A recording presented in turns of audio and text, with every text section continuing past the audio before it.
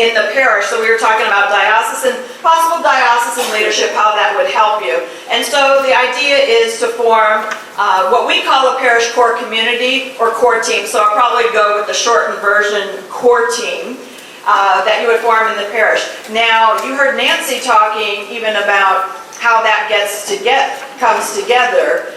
Usually, there might be somebody who says, oh, we want to do this in the parish. Sometimes it's the pastor. And if it is the pastor, he knows he can't do this alone. He needs to get some people together. So we're going to tell you, like in the perfect world, how this might unfold, because it's really important to do the process. And so yes, you need to get a core team together, but that may not be the first thing that happens. When Sister was talking about how they had a adult faith or a small Christian community, it became the adult faith formation team. I mean, that could happen, that a group of people could come together and the pastor says, great, you guys are going to be leading this. You kind of become the core team, you know. And so what do you have to do? You're involved in the publicity. You meet as a small community also. Every time you meet, you're praying and faith sharing. Every time our board meets, we're praying and faith sharing. You organize the small Christian communities. You find the facilitators or leaders. You train them. You find the resources. You train to the resource. How might that facilitator use that specific resource? And so in our perfect world, if the pastor has this vision and he shares that vision with his staff, and then the parish pastoral council also gets on board, there's lots of different ways and time that's going to take to unfold.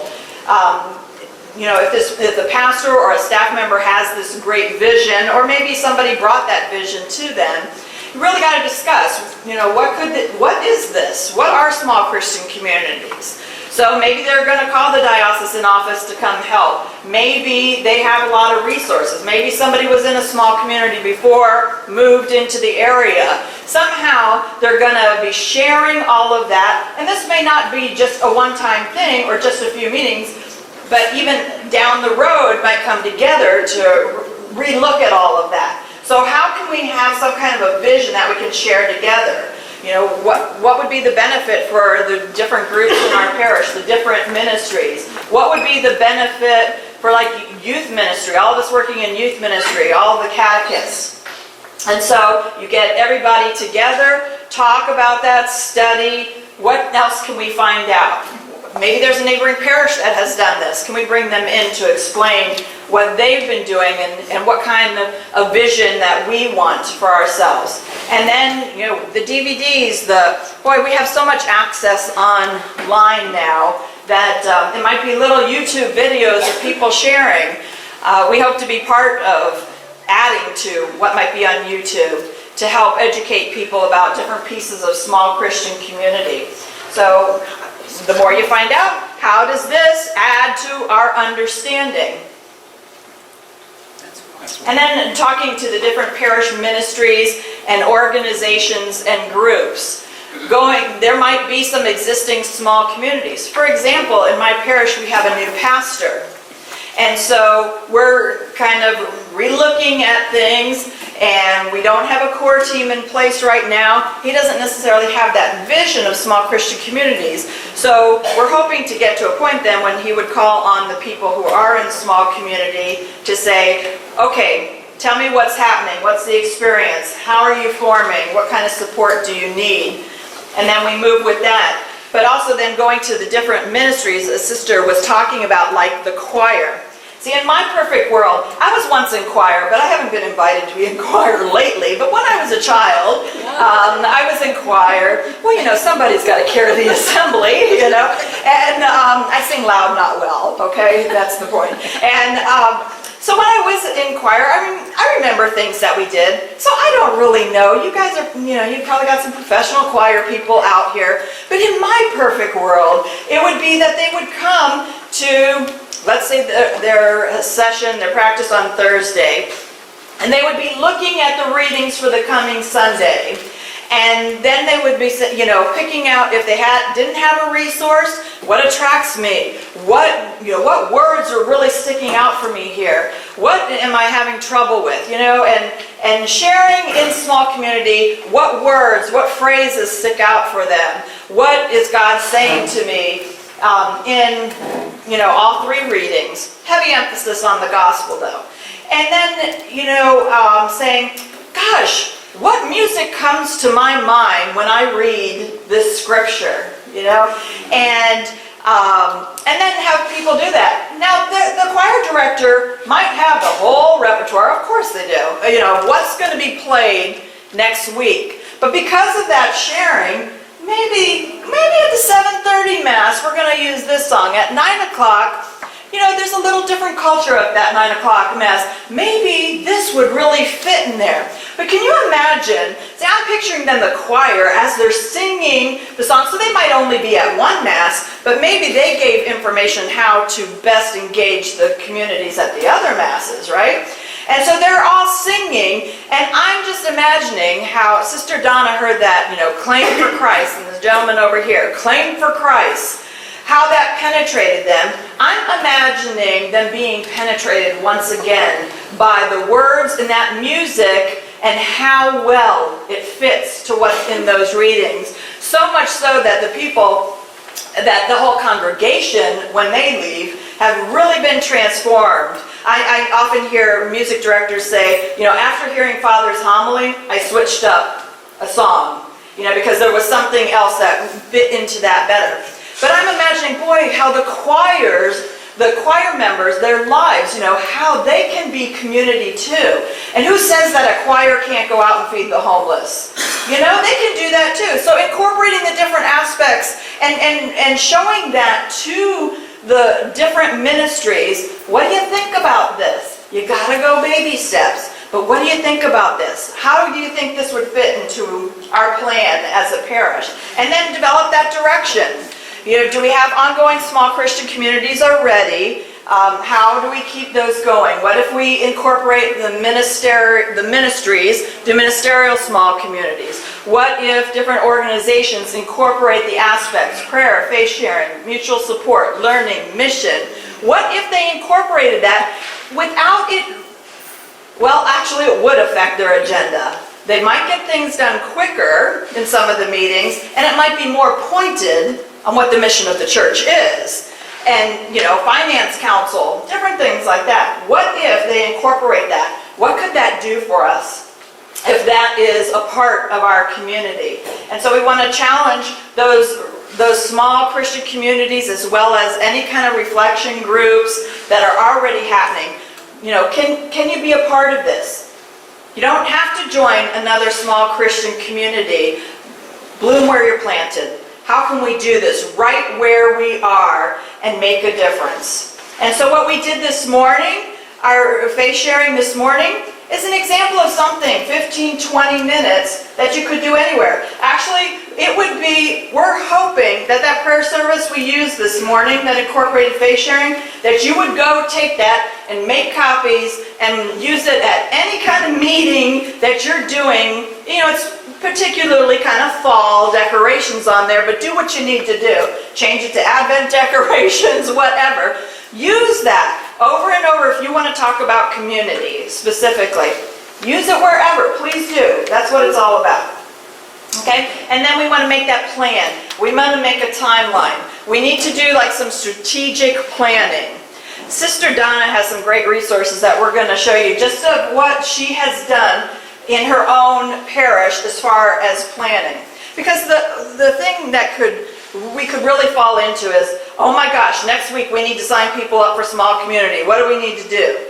We don't want to be thinking about that the week before. We want to know well ahead of time that we need to get some kind of sign up going online. We need some paper. We might need some speakers at Mass. We need to, you plan it all out. You see it, you say, wow, look at that. You tweak as you need to go, but you're not doing this hurry up stuff. Because the hurry up stuff, people are going to say, I don't want to be a part of a team like this. And then we want to find out what people's gifts are also that are adding to this team. And so we want to talk about where do we want to go How do we want to get there? I'm trying to read my slides here. How do we measure success? How do we know if we're doing well? And then what do we need to tweak after that? And in there, you need to celebrate also. When you say, how did we do? Let's celebrate how we did. You know, yesterday when we were meeting, we were like heavy in meetings all day yesterday. And at the end, we just started clapping. We got to clap and we have to celebrate our success. And tonight we're going to have dinner at Downtown Disney. We'll take recommendations on what restaurant we should go to.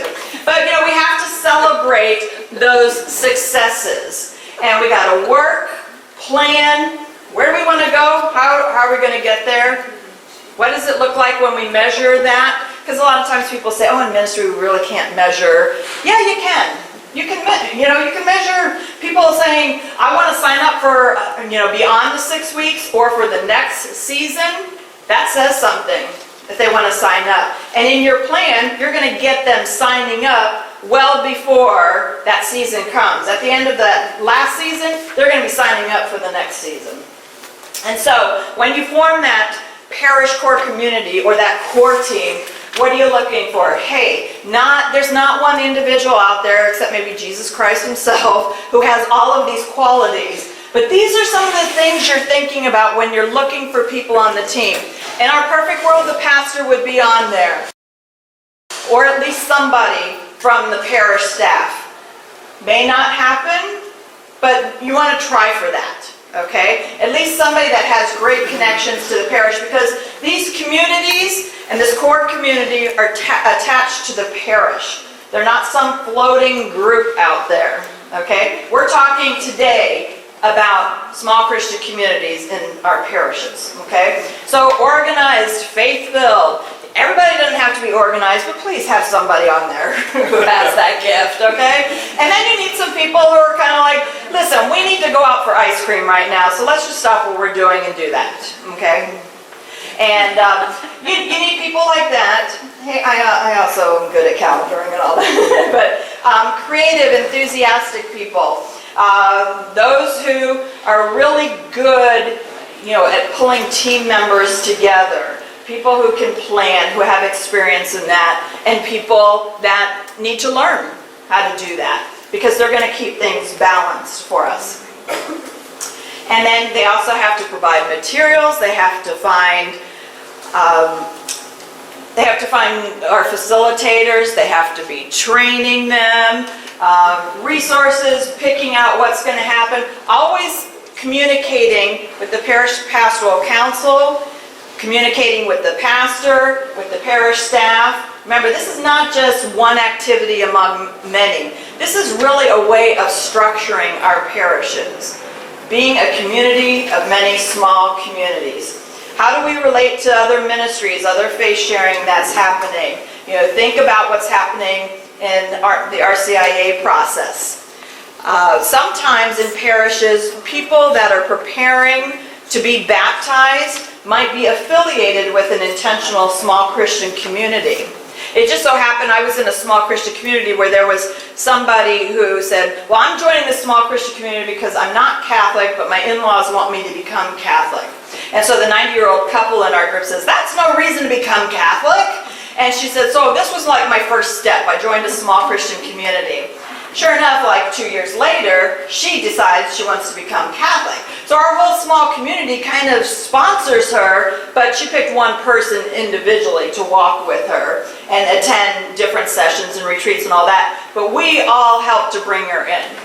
Same thing like when a baptism happened in our small community, when somebody had a baby. We kind of walked all with them. I happen to be one of the baptism catechists, so our whole small community is at the preparation session. Their whole family, this was like the 8th child, and from Africa, so the first one born in the United States. It was just a huge celebration, but our whole small community walked with them.